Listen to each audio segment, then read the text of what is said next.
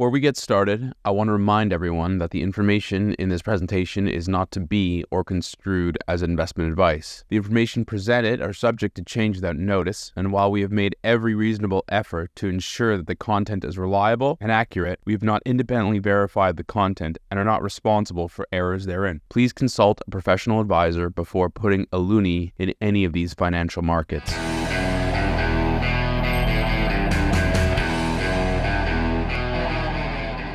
Hi everyone, my name's Richard Diaz and welcome back to the IceCap Canadian Market Wrap. In this week's episode, we're going to discuss what's been going on with business sentiment, industrial production, and CAPEX. These indicators of economic activity fall into two broad categories: survey or soft data and hard data based on actual output. Collected from government or industry sources, they provide insight into what's going on with an economy. The first indicator we'll examine is the Canadian Federation of Independent Business, or CFIB's Business Barometer. With over 100,000 members, the CFIB is Canada's largest small business lobby group. It conducts industry or sector-specific research and offers its members a bunch of services. We rely on the CFIB for its Business Barometer, which compiles a comprehensive survey on how small businesses in Canada are doing, how they're feeling about the future, wages, inflation, etc. However, it's important to note that the CFIB membership skews towards retailers and has a large Ontario bias. The interesting takeaway from the latest report is the snapback in sentiment from the near-COVID lows just a couple of months ago. Like many types of these indicators, the 50 line marks the positive-negative territory. The main reason for the rebound was, of course, easing trade uncertainty. The ongoing U.S. trade tensions, particularly around tariffs, showed signs of de-escalation, with many of the tariff threats not materializing. This allowed businesses to adapt to some new trade reality. It boosted confidence, and especially among exporters and importers, we saw improved optimism. Inflation pressures also eased. Small businesses planned only modest price increases and wage increases, which often speaks to a falling of inflation expectation, which also contributed to the more positive outlook. However, it's critical to note that insufficient demand remains elevated due to tariffs and counter-tariffs. Overall, people aren't necessarily happy, and uncertainty remains high. It's the fever pitch of that uncertainty that's gone away. The thing about sentiment or survey data is that sometimes they can be quite fickle. The fall in the business barometer we just saw a couple months ago corresponded with a COVID-era collapse in economic activity, but that of course makes no sense. One cannot compare tariffs, even punitive ones, with a once-in-a-generation or lifetime pandemic.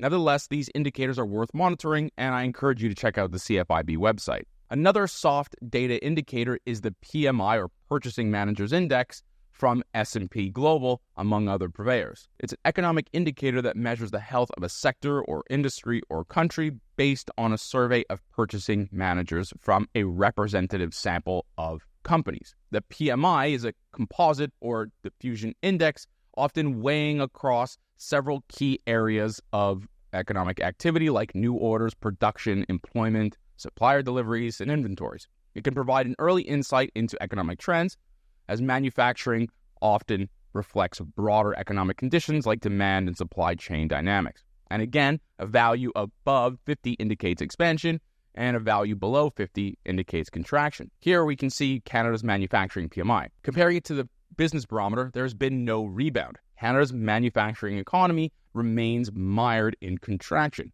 Tariffs were again the dominant theme in the latest survey period, with firms noting a heavy impact on demand, the supply of inputs, and their prices. With the outlook remaining uncertain, job losses were again registered in the sector, whilst purchasing activity was lowered noticeably. Naturally, there are also PMIs for services, which despite being roughly 75% of Canada's output, often gets overlooked. Here, too, there is clear weakness. Confidence in the outlook also remains subdued, although according to S&P Global, firms added to their staffing levels. We know this because GDP growth has been weak and unemployment has been rising for almost 2 years. So although there's been a visible dip due to the trade uncertainty, life wasn't exactly rosy beforehand. Before we switch gears, I want to highlight that again, these indicators don't always perfectly reflect economic activity.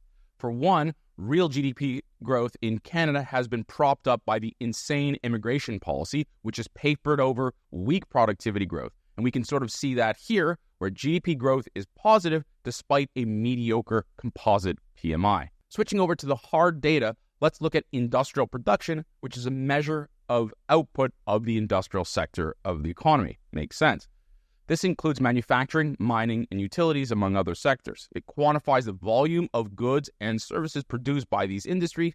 Typically, it's expressed as an index and often adjusted for inflation. What should be unsurprising given what we know about the other indicators of the economy that we've discussed in today's video and others over the last several months is that production has been very weak. Related to industrial production is something called capacity utilization, which reflects the proportion of the potential output that is actually realized compared to the maximum possible output given industry's resources. While industrial production measures actual output, capacity utilization contextualizes this output relative to what could have been produced. This provides an insight into the efficiency of an economy and economic slack. And here there is some positive news, which suggests stronger demand and potential for economic growth, but also hints at higher inflation or supply bottlenecks. Finally, for today, we bring together industrial production and how it relates to CAPEX. This chart is sort of a primer for next week's episode, where we'll do a deep dive into Canada's investment or CAPEX problems and how it relates